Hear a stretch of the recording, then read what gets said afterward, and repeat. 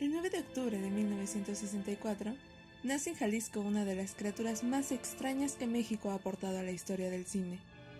En un medio conservador y de rancio catolicismo en el que su abuela intentó inculcarle, este ser creció siendo un niño que nunca le tuvo miedo a las criaturas de su imaginación. Por supuesto hablamos del monstruo en persona, Guillermo del Toro. Desde niño siempre estuvieron muy claros sus amores, el cine y los monstruos, amores que lo acompañan hasta la fecha. Siempre estuvo su vida ligada a estas dos pasiones. Recibió y dio lecciones sobre cine. Fue crítico en algunas revistas. La experiencia de la facultad profundizó su pasión por el cine, especialmente por el cine de los años 40 y 50, tanto de los clásicos monstruos de Universal, en especial El monstruo de la laguna, como el cine de Hitchcock, que lo tenían hipnotizado.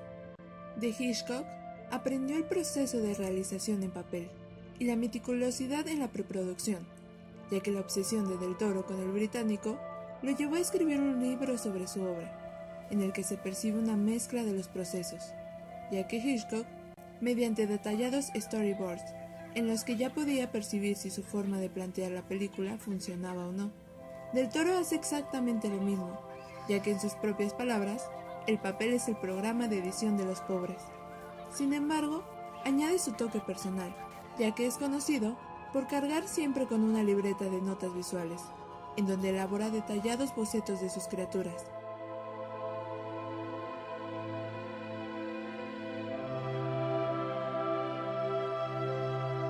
También hay tres aspectos importantes para el cineasta: los efectos especiales, el diseño de vestuario y el maquillaje. Guillermo dirigió varios cortometrajes de joven y capítulos de la serie de televisión La Hora Marcada, programa que definió sus inicios en la dirección, y hasta tuvo su propia compañía de maquillaje y efectos especiales, antes de ser productor ejecutivo a los 21 años. Por el lado hispano, sus héroes cinematográficos fueron Luis Buñuel, cuyo estilo surrealista y onírico le dejó una gran impronta, y el estilo del casi desconocido Víctor Erice le darían la inspiración para algunas de sus películas más icónicas, ya que de su película El estilo de la colmena aprendería el estilo neorrealista enfocado en pocos personajes que viven en su sórdido y deprimido ambiente.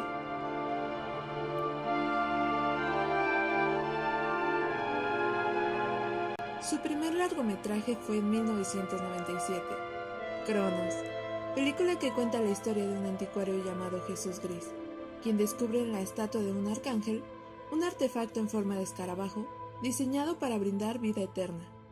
En su descubrimiento, Jesús se transforma en un ser lleno de juventud y deseo de beber sangre fresca. Tras lo que parece ser una muerte segura para Jesús, el personaje vuelve a la vida convertido totalmente en un vampiro de piel gris, que ahora debe lidiar con una inmortalidad que él no pidió tener.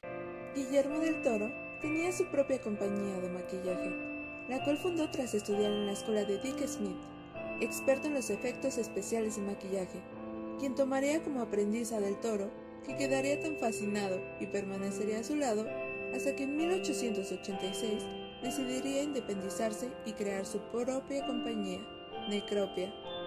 Así él mismo supervisó el maquillaje y efectos de Cronos, al igual que todas sus futuras filmografías. Esta película muestra una vista diferente y original del vampirismo.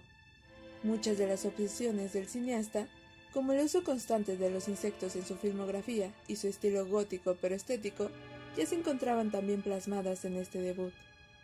Fue también, durante esta película, que se hace de tres amigos que marcarían para siempre su carrera: del director de fotografía Guillermo Navarro, la productora de cine Berta Navarro y el actor Ron Perlman.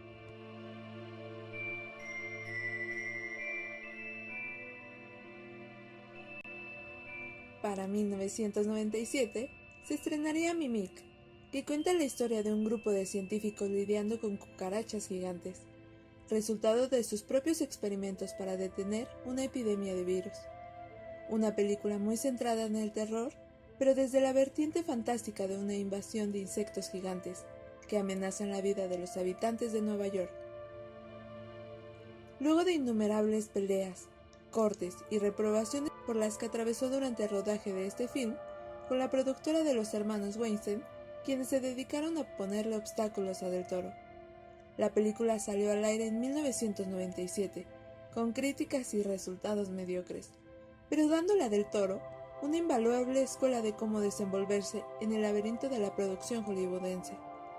Fue su primera experiencia en Hollywood y casi acaba siendo la última. Sin embargo, el cineasta logró demostrar en esta película otra de sus grandes habilidades: su talento trabajando con escenarios oscuros y claustrofóbicos, la fascinación por los insectos y un horror latente que en todo momento ponen en picada a los protagonistas. El monstruo de esta película está inspirado en Mimic, un cuento de Donald Wollheim, y fue interpretado por el actor Doug Jones durante la segunda parte de la película.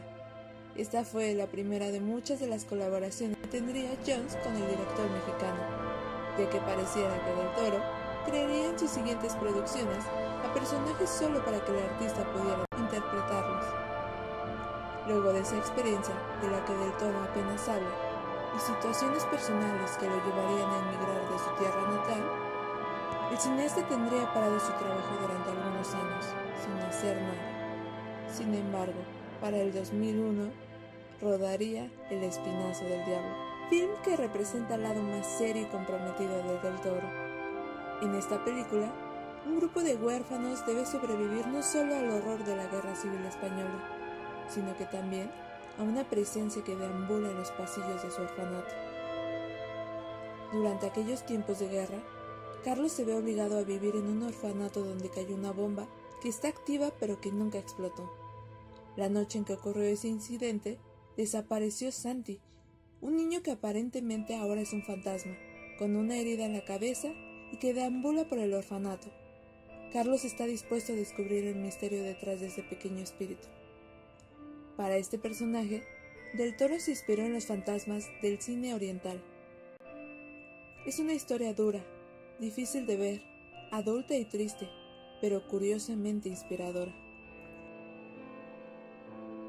Estrenada en el 2004, Hellboy es su propia visión del cómic del año de 1993 de Mike Mignola y refleja su lado de niño fanboy enloquecido. El amor y la pasión por el personaje y la historia se sienten por todos lados. Este demonio llegó a esta dimensión luego de que un grupo de nazis abriera un portal interdimensional que pretendía liberar misteriosas criaturas míticas que les ayudarían a aniquilar a los aliados. Guillermo del Toro siempre había tenido la intención de adaptar Hellboy al cine, y su oportunidad llegó tras el éxito comercial de Blade 2. Fue gracias a la presencia de Ron Perlman que Hellboy era creíble y de gran fortaleza. Un filme oscuro, pero que dejaba libremente a Del Toro unas enormes posibilidades de soltar sus pensamientos más frikis. El leve hilo que separa el bien del mal, con un personaje magnético que, a pesar de ser diablo, tenía alma de ángel. El laberinto del fauno se realizó en 2006. Es posiblemente de las películas más icónicas de Guillermo del Toro hasta el momento, por su gran forma de anuar todos los elementos que siempre suele utilizar en sus filmes. Su universo de magia, fantasía y un ideal imaginario y aires de cuento. El film es la historia de cuando la Guerra Civil Española terminó, pero un pequeño grupo rebelde continuaba luchando en la Sierra Norte de Navarra. Ofelia, de 10 años, se muda a Navarra con su madre embarazada, para conocer a su padrastro, un capitán fascista decidido a aniquilar a los rebeldes. El capitán habita en un destartalado molino, detrás del cual hay un laberinto en ruinas. Ahí vive el fauno, un sátiro que decide conocer la verdadera identidad de la niña y su destino. Quizá parte de esta historia se deba a que el cineasta de pequeño solía ver a un fauno dentro del armario de su abuela. Sus sueños de monstruos eran muy lúcidos, incluso creía que había criaturas debajo de su alfombra. A pesar de estar aterrorizado de esta situación, el pequeño Del Toro les ofreció un trato, en el que si lo dejaban ir al baño, sin inconvenientes, él sería su amigo para toda la vida. De ahí que Del Toro ha dedicado su filmografía a sus criaturas. ¿Qué tal ese dato, eh? Por cierto, especial atención merece el actor Doug Jones, en el papel que daría lugar al fauno de la película, quien es quizás uno de los monstruos que más hermosamente Del Toro ha llevado a la pantalla. Ambos personajes de El laberinto del fauno fueron interpretados por Jones. Para Guillermo del Toro, el hombre pálido era representación del fascismo y la iglesia. Titanes del Pacífico, del 2013, es la película más grandilocuente y ambiciosa de Guillermo del Toro, y suscitó opiniones muy desmedidas de amor y odio. Sin embargo, para nosotros los fans, no deja de ser estupendo. Estas criaturas llegaron a la Tierra a través de un portal de dos mundos paralelos, ubicado al fondo del Pacífico, y su objetivo es causar gran destrucción. Su nombre de estas criaturas viene de la ciencia ficción japonesa, y una de las más grandes preocupaciones de Guillermo fue lograr que estos monstruos parecieran personas disfrazadas, puesto que quería homenajear a los kaijus tradicionales, a pesar de estar diseñados por computadora. Utilizó a Charlie Hunnam de protagonista, además de a Idris Elba y de nuevo a Ron Perlman. Una anécdota narra que la pequeña actriz japonesa Mana Shida, quien interpreta a Mako de pequeña en el film, no podía pronunciar el nombre del director correctamente durante la filmación, por lo que el cineasta, que es conocido por su gran corazón, le dio permiso de llamarlo Totoro-san a cambio. No tiene lo de los temas complejos de otras de sus obras, pero sí su pasión, su amor por los monstruos y el cine B, y alguna que otra idea no muy velada sobre la política. Pasamos a hablar de La Cumbre Escarlata, película del 2015, en la que Del Toro vuelve con una ambientación a lo Allan Poe, con temática gótica, misteriosos personajes y fantasmas a lo Monderlight de Rebecca de Hitchcock. Sin embargo, fue una película que no tuvo mucho éxito en taquilla, pero juega con lo macabro que nunca había lucido así, desplegando inagotables matices del oscuro, logrando que la hipervisibilidad no juegue en contra de la atmósfera y los sustos. La película es un relato gótico que aborda la claustrofobia de la mujer bajo los códigos sociales. Por supuesto que lo que resalta a simple vista en La Cumbre Escarlata es el diseño de arte, pero no es lo único sobresaliente. Dentro de esa preciosa y tenebrosa mansión hay vida. La mansión del film es un personaje más, incluso diría que es el más importante. La casona tiene vida, respira por el efecto físico de las chimeneas, se queja por medio de los tronidos de sus viejas tablas, e incluso sangra a través del efecto que produce la arcilla en el lugar. Pero sobre todo, este lugar transforma a sus habitantes, y es cómplice al guardar secretos oscuros tras sus paredes. Otro elemento exquisito de la película son las transiciones, que van desde un cerrado con iris, donde el círculo se queda en un detalle importante de la escena, muy al estilo del cine mudo, pasando por delicadas disolvencias, que suavizan cada entrada de la escena próxima. Insisto, es el Guillermo del Toro más cinematográfico que hemos visto. En fin, por último pasamos a hablar de su última película, La forma del agua. Esta película le mereció a Del Toro toda una lista de premios en el universo del cine. Sin embargo, su trabajo no se ve reflejado en premios, ya que sus obras son un recordatorio constante de que la fantasía es una buena forma de mostrar la realidad para explicarla mejor. La película es un cuento de hadas lleno de códigos. También es una película de monstruos genéticamente modificados y como un todo es maravillosa. Este es un cuento de hadas ambientado en Estados Unidos, cuyo telón de fondo es la Guerra Fría en el año de 1962. Elisa trabaja en un laboratorio secreto del gobierno. Ella se siente aislada en un mundo de soledad y silencio, puesto que es muda. Pero su vida cambiará para siempre cuando ella y su compañero de trabajo, Zelda, descubran el experimento clasificado del laboratorio.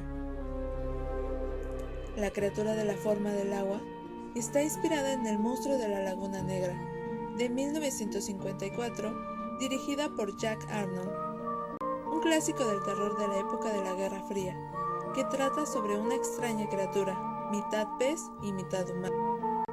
El trabajo del diseño fue complejo, pues le tomó 3 años lograr que el personaje no remitiera a ningún otro.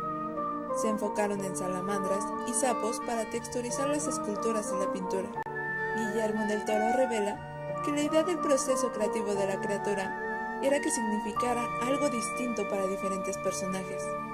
Para algunos, está relacionado con su origen. Para otros es un dios, la recuperación de la fe en la ciencia y la naturaleza, o simplemente repugnancia. El mexicano Guillermo del Toro muchas veces ha sido acusado de plagio. Sin embargo, el cineasta nunca ha escondido las referencias en las que se inspira para crear muchas de sus historias y de sus monstruos. Del Toro es un claro ejemplo de que una buena preproducción favorece grandes resultados durante el rodaje y la postproducción. Sus historias siempre se encuentran dentro del subgénero cinematográfico de la fantasía, ya que Guillermo creció como un niño con una notable imaginación. Sus monstruos, más que asustarnos, muestran un lado con el cual identificarnos. Toda su personalidad, afuera y adentro de la pantalla, lo llevan a ser un cineasta de culto.